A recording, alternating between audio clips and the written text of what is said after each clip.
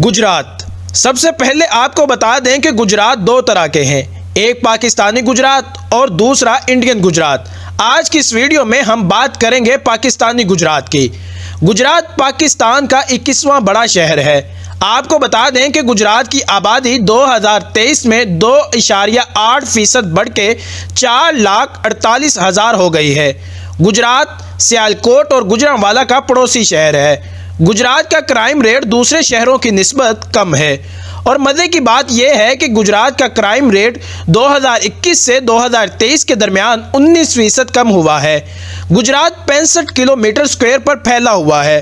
अब बात करते हैं गुजरात की खूबसूरत जगहों की, जिसमें Shahbaz Sharif park, Nawaz Sharif park, Gujrat green valley park और बहुत सी खूबसूरत जगहें गुजरात में मौजूद हैं। आखिर में दोस्तों, आप हमारी ये वीडियो किस शहर से देख रहे हैं, पेज को लाइक करके कमेंट्स में ज़रूर बताएं।